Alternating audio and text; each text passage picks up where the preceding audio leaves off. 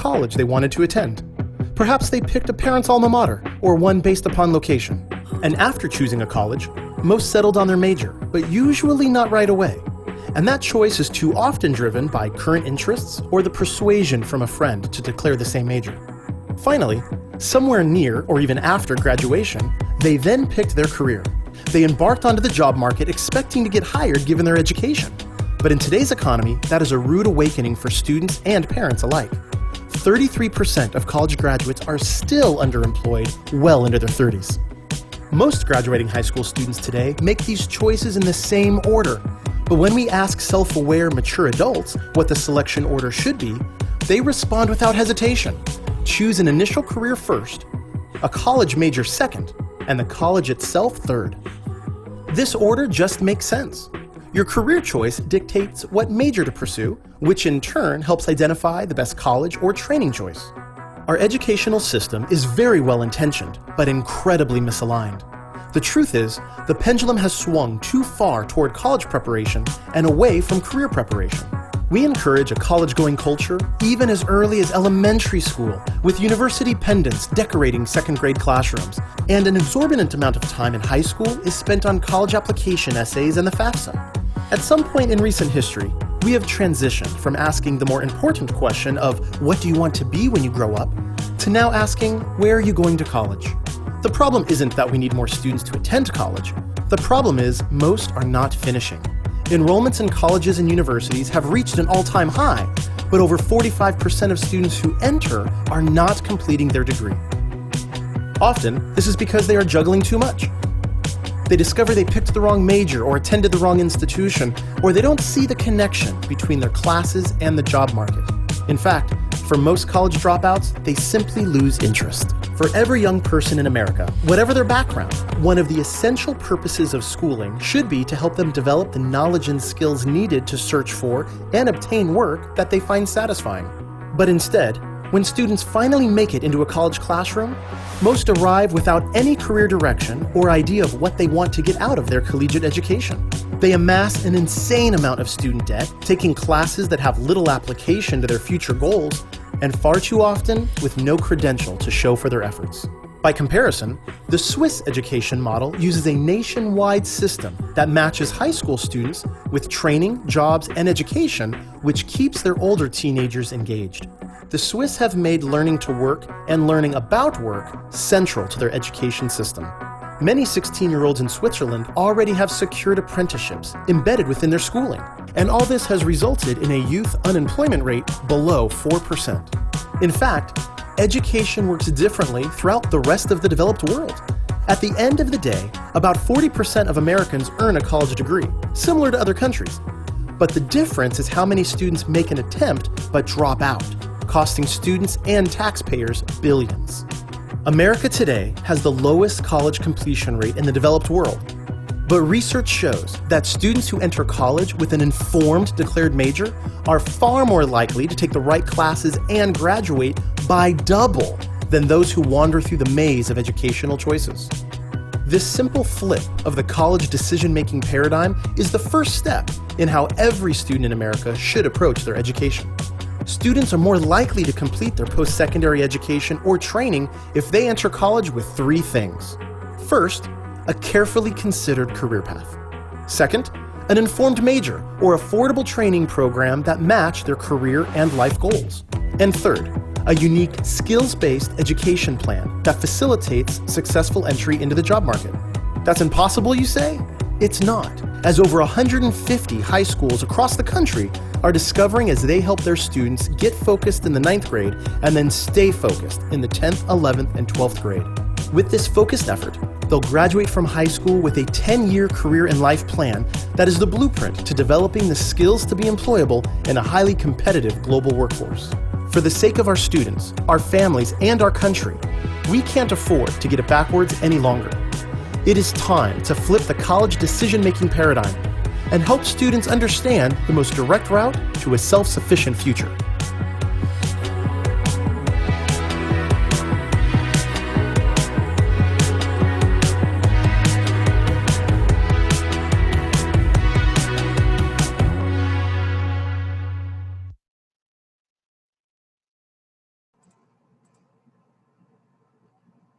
Welcome back, guys. Any questions about that, about what we just saw? The answer is no, we are not moving to Switzerland. We are staying in the US. So what kind of stood out to you guys?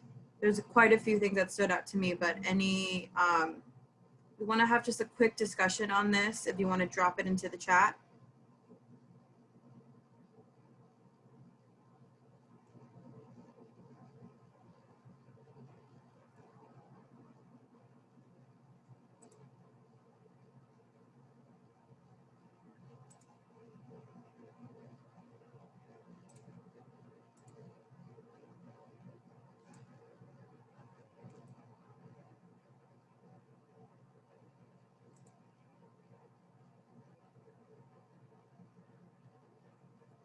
Okay, so a few things that, let's see. It's important to ask yourself what you want to be when you're older. I think everything was straightforward, yes. So kind of the one thing that I grabbed from the video or anything that I want you to take away is that when you were younger, we asked you, what do you be when you want to, like, what do you want to do when you grow up? And now when you come to us, it's more just like, what are you interested in? Where are you going to school? What do you want to major in? So like even me as a counselor, I'm guilty of asking like, what's your major? What school are you applying to? As opposed to like, what do you want to do? What do you want to be when you grow up? So we definitely have to, like the video said, we have to flip that decision making and go back to basics, which is like deciding what you want to do and then kind of building from there that skill set. That way you do make an informed decision of what your major is and then choosing the institution that you can complete those courses at, and not kind of the other way around of like choosing the institution and then focusing on like what you can major in. Anything else before we move on regarding the video? Okay, excellent. So a few of you guys joined us as we started the video. Make sure that you guys sign in. And now we're going to get started. We are recording this session. This is College Crash Course 101. So we're going to get into these 5 topics right here: types of colleges, majors and minors, financial aid, resources on campus, and campus life. We do want to honor your time. So if you ever have any questions, just drop it into the chat. If you need us to explain it further, just let us know, okay?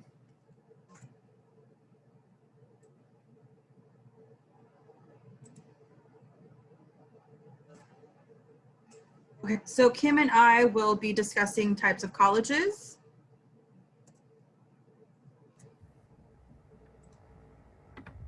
You want me to take this one? We can both do it. Okay. So if you guys look at the left corner, there's a yellow California shape there, and that shows the Cal State system. So those locations you see there are all Cal State campuses. So every one of those campuses is a part of the same system, the California State University system. So as you can see, they're fairly spread out along California.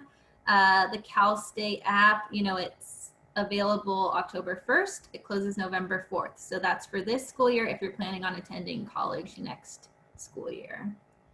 And then if you move your eye up to the blue California shape, that represents the UC system, the University of California system, and where those campuses are. As you can see, there's only 9 UC campuses, so, and they're a little bit, you know, they're not really represented across the state, but there's a few in Southern California and a few in Northern. And that application opens November 1st and closes November 30th of this year. Again, if you're planning on applying to college to attend college next school year. You know, the UC system is a little bit more competitive to attend than a Cal State. I think that's everything there. And a few of the other images that you see are California community colleges. So fun fact, there are around 115 community colleges in the state of California. One that is our personal favorite is LA Trade Tech. And why is this our personal favorite? Because it's a community college and a trade school. So you can do your academics and you can also just do your trade, get those hands-on learning experience, like if you want to be a baker, a chef, makeup artist, beautician, just those like trade schools. That would be a really great place to go. I've heard a lot of great things about the program, and one of our favorite things about it is that it's low cost, and because it's part of a community college system, there's also the 2 free years of college. So more than likely your tuition will be free at LA Trade Tech. LA Trade Tech is located about 5 or so minutes from the Staples Center. And there's a lot of bus lines. I think it's the gold or blue line that runs through it. I had a student that lived quite far, and that was his way of getting to LA Trade Tech. But everything is online right now, so he doesn't really have to travel. He just needs to jump into a Zoom meeting for his baking classes. Others that you see are private schools like USC. A lot of the time students think that this is part of like the UC or CSU system because of the acronym. This is a private school. FIDM is more, you can earn a bachelor's degree there, but it's more of a trade school if you want to go for fashion design. APU or Azusa Pacific is a private school and also a religious denomination school. Next up is University of Laverne, also a private school. And then UTI is more of a trade school if you want to go there to become a mechanic or work on cars. But of course, there's way more than what you see on screen. Moving on, we're going to do a quick pop quiz. There are no prizes for this, just bragging rights. So the first question is, how many community colleges are there in California? And you can drop this into the chat. Or you can unmute yourself.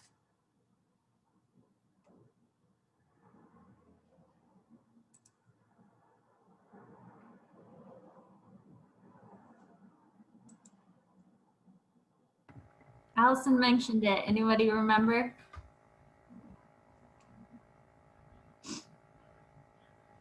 We're getting 115, 151, 116, 180. We're gonna have to give it to Melanie Simon. 115 is the correct answer. Nice job.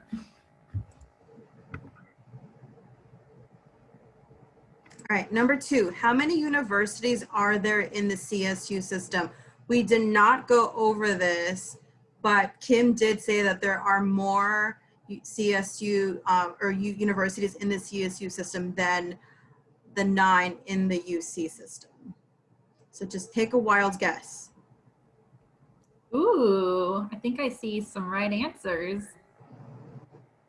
Nice. Nice. You guys are in crew, so maybe that's where you guys got that from. There are 23.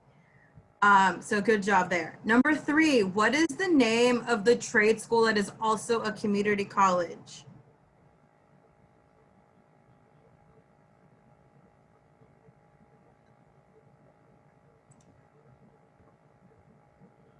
Nice. With the acronyms, nice.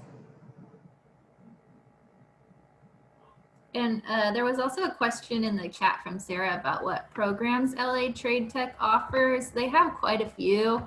I'm looking at their site right now. They have a nursing program, motorcycle repair mechanics. Let's see what else. Refrigeration and air conditioning mechanics, renewable energy generation, so skin therapy, welding, gas and electric, tailoring, solid waste management technology. So a lot of the programs that you would normally have to go to a different, a trade school for, they have them there, and that's the best place to do it because they do take financial aid and it is already very affordable. Yeah, for sure. I mean, they have a variety of careers to choose from or trades to choose from. I just did a tour there, I think about a year ago, and they revamped their whole cooking and baking program, and just the facilities, like what you pay for is nothing in comparison to the kind of facility that you're going to learn from. Because if you think of like the Cordon Bleu and all those really fancy cooking schools, they're really, really expensive, as opposed to something that's also inexpensive like LA Trade Tech, where it's beautiful facilities for potentially going in for free. And all you really have to pay for is the kits and stuff. It really depends, but like if you go into their like makeup or hair academy, tuition will most likely be waived because of free tuition for community college. The most expensive thing would be the kit, like the heads and the hair and the dyes and all of that. But you can get financial aid money like Cal Grants and Pell Grants for this institution. Any questions about types of colleges?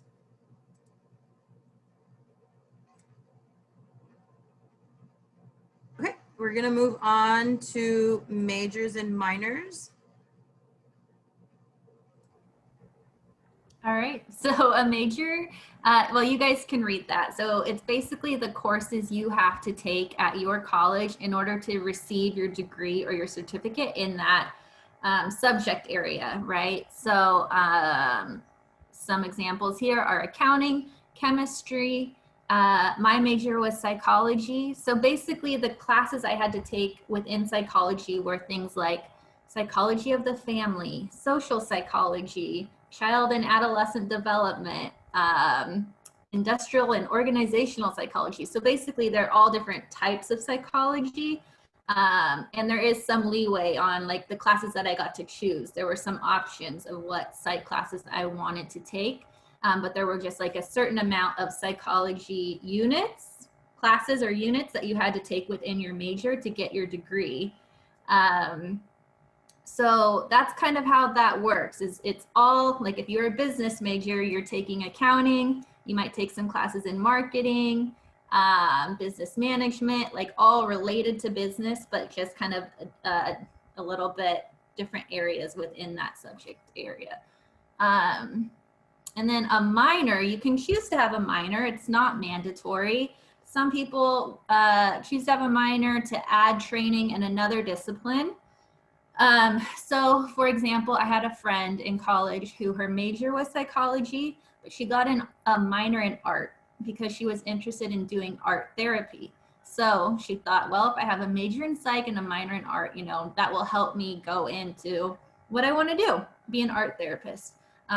There are also, you know, you could also major in business and then minor in marketing if you wanted like a kind of like a more specific to your major minor. But that's kind of how that works. So a minor is less classes that you have to take than a major, because you could also double major. You could get a major in 2 different subjects. So I know that can be a little bit confusing. If you guys have any questions, pop them into the chat and I'll try to clarify. And a minor is not mandatory. I think a lot of the times it's like, we heard it from like family members or we heard it on TV. Students, a lot of the times are like, I'm going to double major in business and biology. I'm going to minor in like blah, blah, blah. And it's like, whoa, that's a whole lot of information. And you can definitely do that. There's a lot of people that do that. But the percentages of students following through with that is really low. So you can just focus on your major and just do that. You don't have to double major. You don't have to have a minor. But like what Kim was saying, like if you major in business and it's a very broad, business is a very broad subject, you can choose your discipline or your minor to be in marketing. So that's where that comes in really handy. So for me, I was a history major and I wanted to be a US history teacher in high school. And then I found out that I really liked learning about Latino studies. And then my senior year, my advisor was like, hey, you know that you have a minor? And I was like, great, I didn't even know that. So that was added onto my degree. There was not much I needed to do since I was already taking those courses. But the other thing that I want to point out is like, I was a history major, even though I'm not currently teaching history. I did need a bachelor's degree for me to move forward with a master's degree. So Kim and I both have master's degrees in counseling. So I had to take, in order for me to get accepted into my master's program, I had to then take a lot more psychology courses since I wasn't a psych major. So it is still possible, because I get students all the time that are so like kind of tunnel vision of like, if I'm a business major, then I can't do anything else outside of business. And you still can. One example that I love sharing is that one of my really good friends in high school, she was like, I'm going to major in dance, but her whole like mantra in life was, I'm going to be a plastic surgeon. So I was just like, how are you going to pull that off? And she did. She majored in dance at CSUN with a minor in psychology. She took a bunch of biology and chemistry and all of those like courses for medical school after she got her bachelor's degree. And now she's at UCLA. She's pre-med. She's going on her second year of med school. And it is possible. You can basically major in anything to a certain extent for your bachelor's degree if you plan on pursuing more degrees. Any questions on all of that we just unloaded?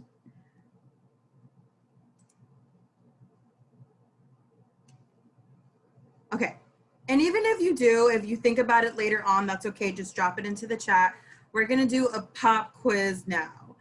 Some of the stuff we went over, some of the stuff is just, it's a pop quiz. So let's take it away. So number one, by when should you decide on your major? I don't think we covered that, but feel free to guess, or what you think would be a good time. So college is kind of like high school. There's freshman, sophomore, junior, and senior year. So when is a good time? Before enrolling, that's advised. Before you can go in undeclared as well, before you choose your school. Okay, sophomore. So Brianna takes the prize. It is, it is recommended that you decide by the end of your sophomore year. The first 2 years of college are typically general education, kind of like high school. Your math, your English, your science, your history, all of that stuff is covered in the first 2 years of college. And then junior and senior years, typically your upper division and major courses. So of course you can decide right now if it's your senior year and you're applying to college. But the data shows that students, once they get to their college campus, switch their major at least 3 times. If that happens to be you, just make sure that you are always working with your advisors in college, or you can check in with us even after you graduated. We'd love to hear back from you. But for sure, before you go on to your junior year, you should make a decision. Some campuses or advisors make it super mandatory that you elect your major. You can, of course, be undeclared your first 2 years, but by the end of sophomore, you have to declare something, or else it's going to be really hard for you to map out your classes for your junior year. Or sometimes, like, once you elect, you can't change your mind anymore. You're locked in once you hit that junior year. Any questions there? Second question, is it mandatory to have a minor?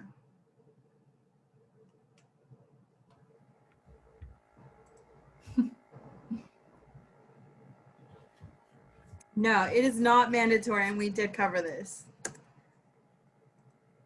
No, it is not. Number 3, we didn't really discuss this, but can you major in being a doctor? We get this all the time.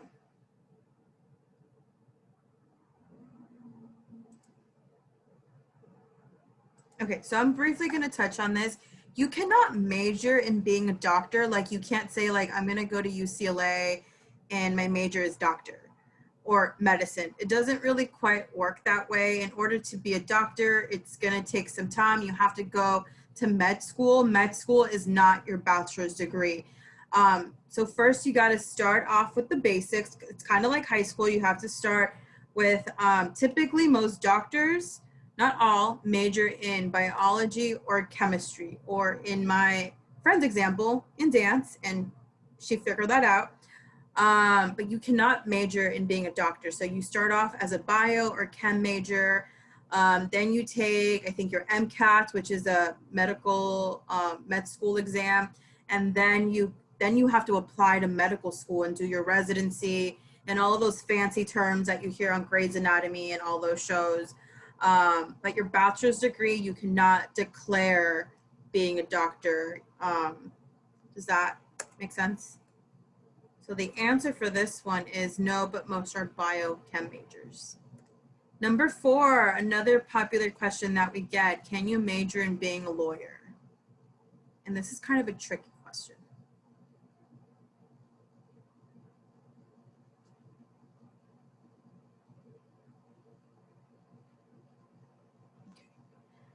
The answer is no-ish, but you may major in law or political science.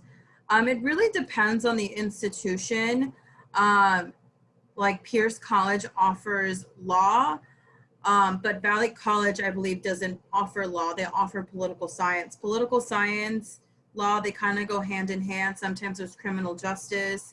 It really depends on what you're trying to do, but you can, same thing like with a doctor, you have to go to law school. So you have to have a bachelor's degree. Typically, if you want to be a lawyer, you major in political science, in law, criminal justice, something along those lines. And then you apply, you take, I think, your LSATs, and then you apply to law school. That's how that typically works. Or you can do it the Kim Kardashian way, and you can read the law. That's something that is allowed in the state of California.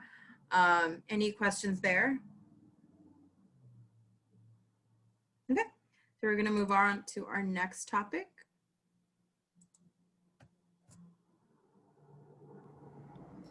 All right, so FAFSA stands for Free Application for Federal Student Aid. So this is an application online that you fill out every year before your next year in college. So you would fill it out coming up October 1st for next school year. And you do that every single year before your next year in college. So one thing that's important to mention is you fill this out at FAFSA.gov. So it's a government website. That's something important because there is a FAFSA.com and it is the FAFSA, but you have to pay to submit it. And that is wrong because literally in the name, it stands for free application, right? You should never have to pay to submit your FAFSA. So if you are filling it out and at the end it asks for your credit card information, no go, no go. So FAFSA.gov is where you want to be for your student aid.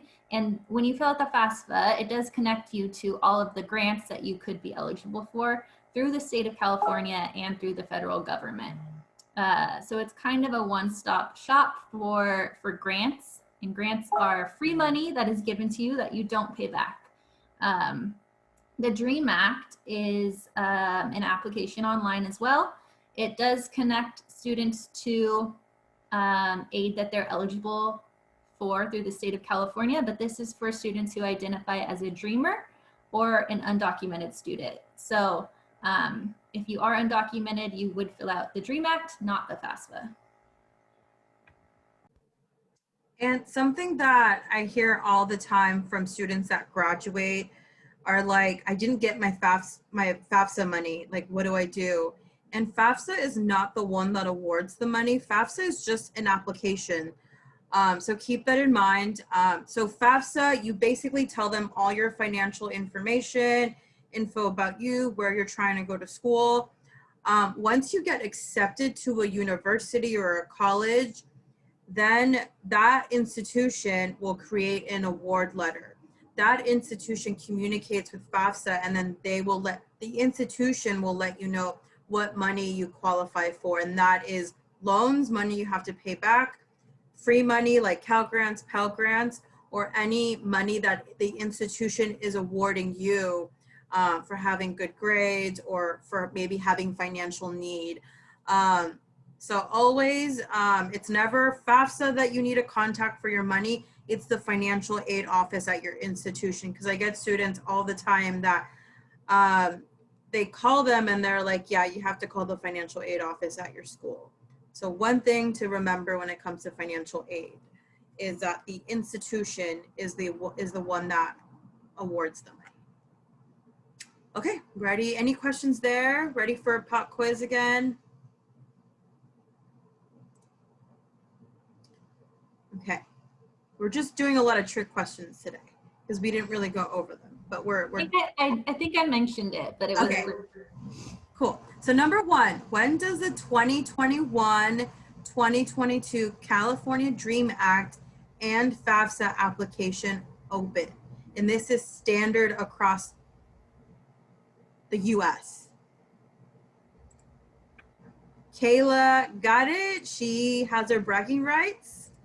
October 1st, 2020. So we're talking again, just specifically about this application. So it does open up on Thursday. So if you are a senior that will be attending university or college fall of next year, let's chat. Let's get your FAFSA going.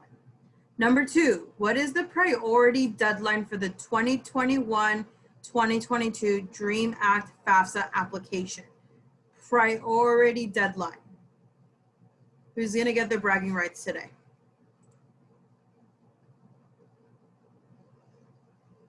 This one I didn't mention, but I mentioned it yesterday.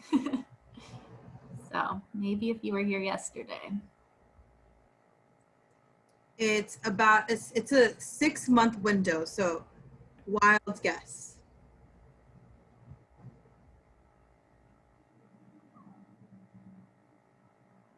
Actually, it's 5. So the priority deadline is March 2nd.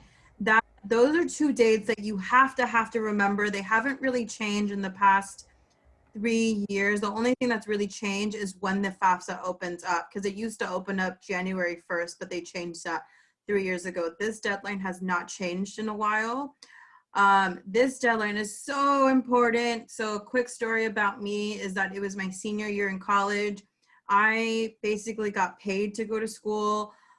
So I heavily relied on financial aid money, my Cal grants, my Pell grants, my university money.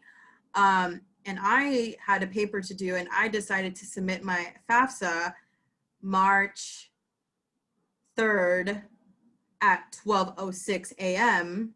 I started it March 2nd, but I didn't submit it until 6 minutes after. And a few weeks later, my financial aid office says that I was out $5,000 because I did not submit on time and there was nothing I could do. So don't be me.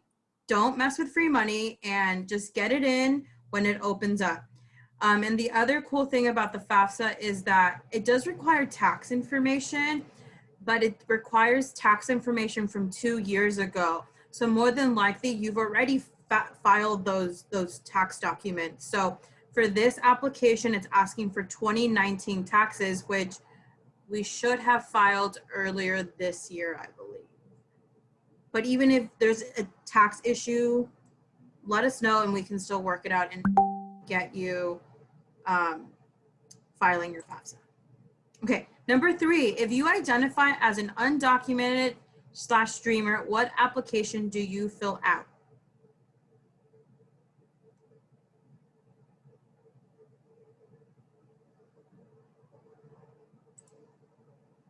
The DREAM Act.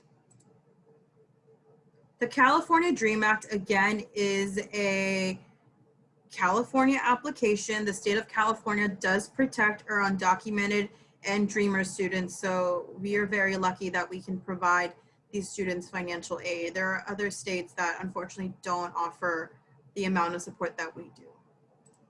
Cool, last one. If you plan on attending college in fall 2022, do you submit the DREAM Act / FAFSA now?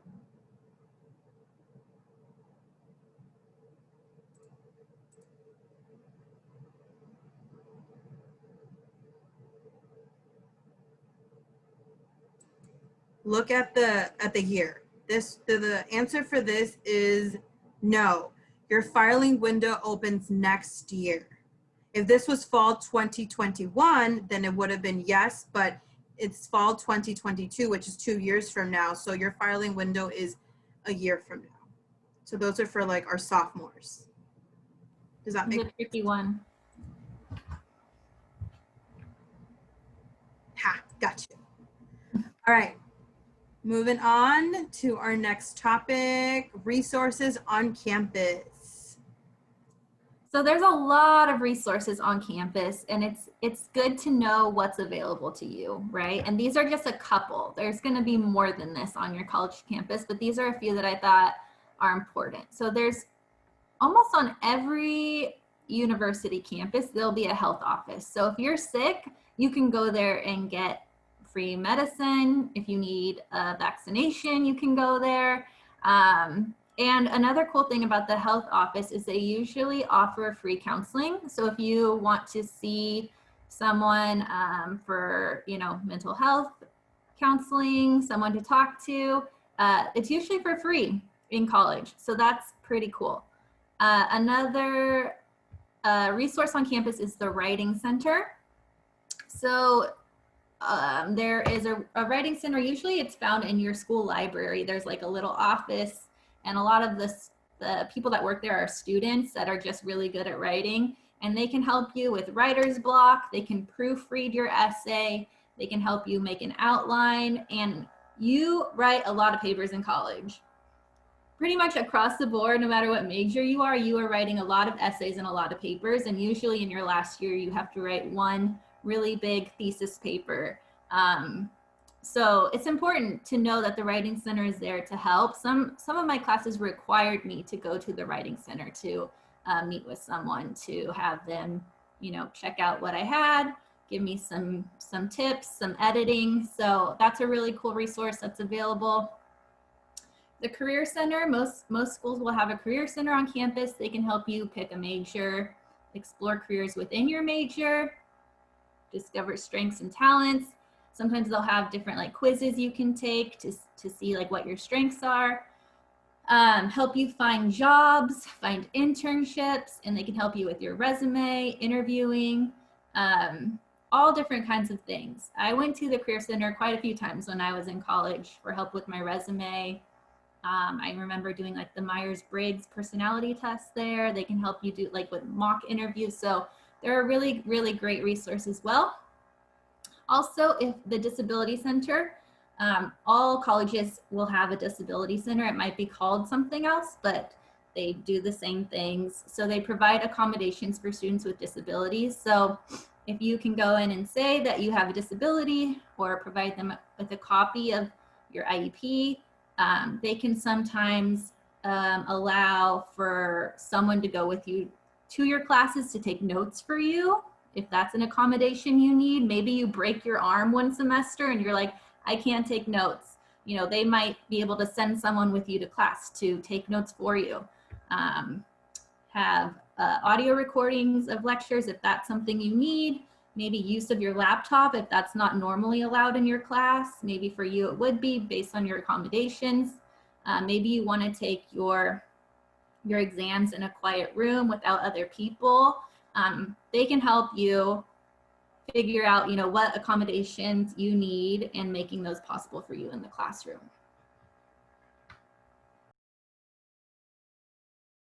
Any questions about that? Thank you, Kim. And of course, you just, whatever comes to mind, just drop it into the chat. We can always go back to it. Just kind of a few things that I remember when I was in college was, I was like, oh, I'm not going to go to any of these things because it's probably going to cost money. And that is so false. All of this is included in your tuition. And I learned that like way too late in college. The health office is a fabulous place to pick up Band-Aids, to pick up Tylenol stuff that you typically have to pay for. So I had a bunch of Tylenol, I had a bunch of Band-Aids in my dorm room because it's free. And they usually just give you like a brown paper bag and you just like take whatever they, I mean, not just like take whatever's in their office, but if you ask nicely, they will give it to you. And if you need like if you have a running fever, something like that, they can provide that like low care. But if you like are bleeding or require like more attention, then it just depends on what kind of resources they have on campus. At my school, I think there was only like a head nurse. There wasn't, I think there was a doctor like sometimes, but if you required more attention, then of course you just had to call 911. But the health office was pretty awesome. I also got a lot of my vaccines that I needed for my dorm and stuff like that there. It was all free, or it was like $5 one time. The other thing that I wanted to mention is Kim talked about note taking. So I was a note taker in college, and what was really cool about that and the struggle about college is getting your classes on time. And because I was a note taker, and the way that it worked was I was already enrolled in my classes, and then there was an announcement made of like, hey, so-and-so, it's actually anonymous, like so-and-so needs a note taker who wants to sign up. I signed up, and they gave me like a carbon copy paper. I mean, it might be different now. And I would write my notes, and then the student would get the original copy. And what was really cool about that is that I got priority registration. That was the biggest game changer for me, because that meant that I got to choose my classes before everyone else did. And that's how I got out of community college in 2 years, because I had priority registration. So if you're a good note taker, I would recommend to do it. Sometimes, depending on the institution, you can get a small check. So I did get like $50 at the end of the semester, which doesn't seem like a lot, but I was pretty poor in college, so that was like $1,000 to me. So I highly recommend it. All right, ready for pop quiz? All right, number 1, what's one thing the Career Center can help you with? Just one thing, but there's a bunch of things.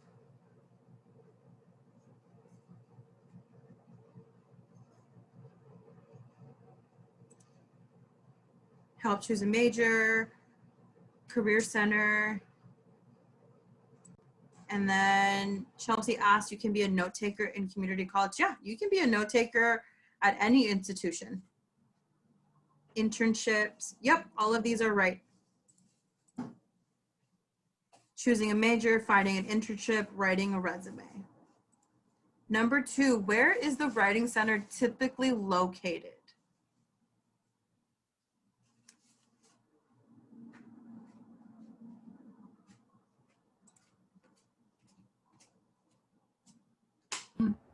This might be a tough one, but I said it. I made sure to say it.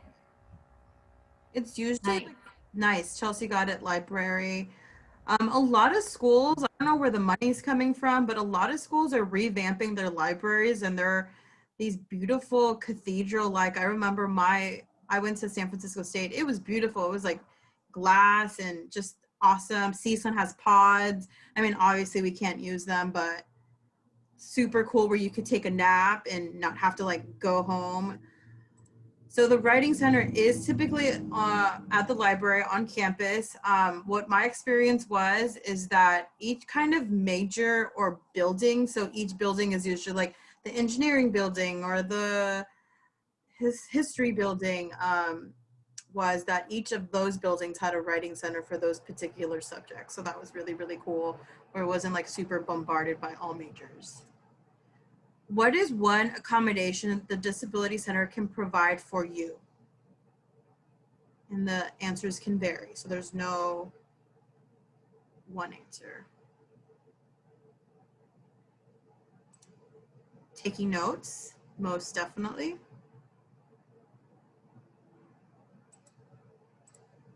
So note taking, recording lectures, taking exams in a separate setting.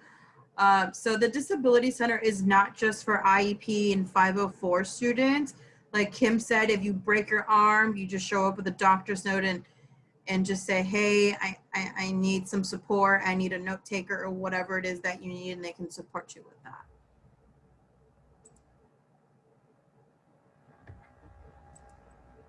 Okay, and then this is our last topic. We have about 9 minutes left. Kim, do you want to take this one? Yeah, I can take it and then you can fill in my gaps. So again, like we know that college, you go to college to study, to get a degree, but it's also a lot of fun and a lot of social activities go on college campuses as well. So we wanted to make sure to talk about that aspect of college life. And so one thing that you can get involved in is clubs and groups. So there's a ton of clubs at college that you can choose to join. Usually a lot of your majors have a club. I know there was a psychology club on my campus. There's cultural clubs, LGBTQ clubs based on religion, political party. There's student government if you want to be a part of like a student council. There's a lot of clubs, and if there's one that you want to join that's not available, you can even start a club. So there's pretty much something for everyone as far as clubs go on a college campus. There's also, not every college has Greek life, but some do. And when I say Greek life, I mean there's sororities and fraternities. I know that those maybe get a bad rap. On the positive side of sororities and fraternities, there is a lot of networking that goes on in those groups. They also do a lot of community service type projects, and it's a great way to meet people. Intramural sports, I talked about this yesterday. So if you want to play something, but you don't want to play on the college team, you can create your own team and play in the intramural league. So usually there's all kinds of sports that are offered in intramurals, and sometimes even like funny sports like badminton or something, maybe Quidditch. I don't know. Some might have that. Again, I said this yesterday. I played on the Powder Puff football team with my people that lived in my building, and it was so much fun. I had such a blast doing that.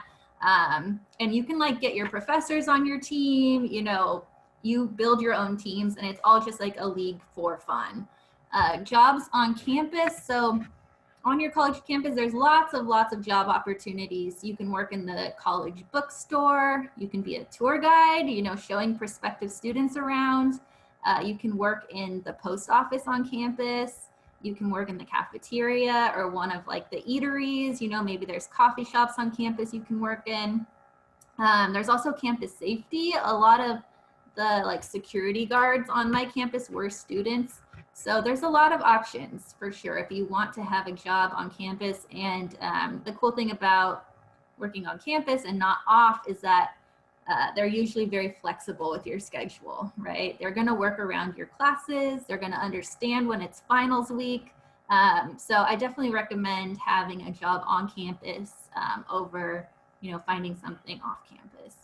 And then this is another one we talked about yesterday, studying abroad, where you can study in another country, usually for a semester. I think some people do it for the whole year, but it's usually the same cost, right? Your tuition doesn't change. It's the same. Your financial aid applies to your tuition. So you would just have to cover the cost usually of your flight and then any other extra expenses. I think sometimes your room and board is included. So yeah, studying abroad is a really cool opportunity to take advantage of if you have the option to. So those are just some fun things that go on college campus. Did I miss anything there, Allison? Chelsea asked, how much do these jobs pay? That is a really great question. It varies, but it's usually a little bit above minimum wage. I think minimum wage is like $13, $15 now. So it would be like maybe $15, $16 or so. Another thing, if there's another thing called work study. If you get approved for work study, so basically work study is federal financial aid. Typically my students that get approved get about $6,000 for work study. That doesn't mean that boom, $6,000 is coming your way. That means that you can find a job on campus and then you can earn up to $6,000 during that school year. And that's really, what's really cool about that is that it's not tax money. So you do get all that money up front. I mean, not up front, but like if you work hourly or weekly, or depends on how your check comes. but you do get all of that money and it's not taxed. It just depends. So we highly recommend to get a job on campus. My other favorite thing to advertise to my students that I didn't get the opportunity to do, and that saves you so much money, is those that want a dorm. Typically, financial aid, depending on your situation, will cover your tuition if you identify as low income. And so your tuition might be paid for, but then if you want a dorm, that's usually the most expensive part. I decided to go to a very expensive city. I went to San Francisco, notoriously known for very hard to find housing and affordable housing. So my dorm, like 10 years ago, cost about $16,000 per year. And that included my meals and things like that. I lived in an apartment. So that was a lot of money, and that was money that I had to pay for. But one thing that I didn't know was that I could be an RA. An RA is a residential assistant? Residential, yeah, I think that's what it stands for. Or advisor, maybe? Advisor, yeah, residential advisor. And they are there, basically they're kind of like babysitters to make sure that you are not getting into trouble. They're usually like two or one per floor, depending on how big the buildings are. And what's really cool is that dorming is typically free because you're basically working. You do have to be on call. I remember one time I decided to make tacos at like midnight, and I don't know why, but the alarm went off and I was technically burning down my dorm. I really wasn't. It was just really, really hot in my dorm. And then she had to come out and she was like in her PJs. So that's kind of the downside of it, where you have to be like super on call for the job. But then it takes away a big chunk of what you have to pay for. So if you want to live on campus, I highly recommend to look into being an RA. You probably can't do it as a freshman because you have to have experience and live on campus and things like that first. But there are other activities that you can sign up for, like being a greeter, or maybe the front desk person that works with housing and things like that. So I highly recommend, if you plan on dorming, get in contact with the housing department and see what opportunities are available for you, because that is a quick way to save some money. And they usually give you like maybe like $300 per semester. So it's not just totally like a free job that you're doing. Any questions about that? Ooh, Connie was an RA for 3 years. Brianna said, do you have to pay for housing with studying abroad? It might depend. If you're already paying for housing, if you're living on campus, it might cover it. But if you're not, then you might have to pay extra for housing in another school. Yeah, it varies. But what I've seen in a lot of institutions is that they create little packages because they want you to have these experiences and they don't want to make it super unattainable. So they kind of make it a package, and then that's basically all you have to pay for. But typically, if you're studying abroad, like let's say in Europe, it's the cost of living is a little bit less expensive, or like it's just a little bit less from what students have told me, as opposed to living here and paying like $16,000. All right, time for our pop quiz. We are coming to an end. What is one job you could have on campus?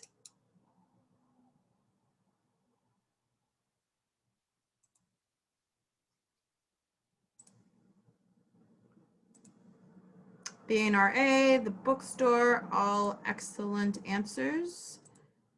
So working in the bookstore, campus tour guide, cafeteria worker. Number 2, what does it mean to study abroad?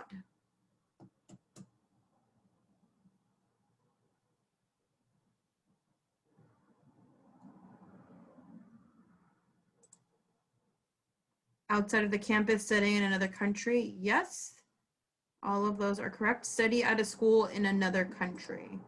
What activity are you most looking forward to in college? This is an open-ended question. We just want to hear from you.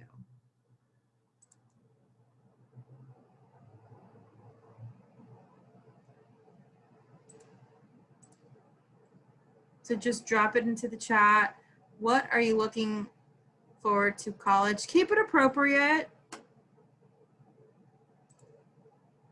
Is it campus life? Is it maybe getting the chance to travel, leaving your home, moving to another city? Sports, clubs and groups, meeting new people, learning new things, studying in another country. Nice. Yeah. Nice. Meeting new people was definitely the coolest thing for me. I met a lot of people from Ireland. I met a lot of international students, and that's where I was, I guess my travel bug started, where I was like, oh, I want to go there. And it actually saves you a lot of money, because if you know people in different countries or different parts of the world, then you can just go stay with them and just pay to travel to them and not on like a hotel or an Airbnb and stuff like that. So highly recommend, don't be shy, put yourselves out there, make some new friends, and really get to know those international students, because they're quite interesting people. And they're typically, sometimes they're there because that's also them studying abroad. I met a lot of people that were studying abroad that were there for like a semester or a year, and I thought it was weird, like, who wants to study in San Francisco? But I guess it's the same thing, who wants to study in Germany kind of situation. All right, guys, thank you so much for joining us. This is, again, day 2 of our college week. Tomorrow we have alumni chat, same time. We have 4 former OFY, OFL students coming to give you some insight as to what it was like and what it's currently like in their college setting. Keep in mind that some of them a lot of them have dorms on campus, but a lot of them are actually home as well because of the pandemic. So it'll be really interesting to hear their stories. So we hope to see you tomorrow at 1 p.m. Thank you for staying an extra 3 minutes. Any questions before? So I'll stay back if you guys do have any more questions. Yeah, I have another meeting, so I have to take off. But thank you guys for being here.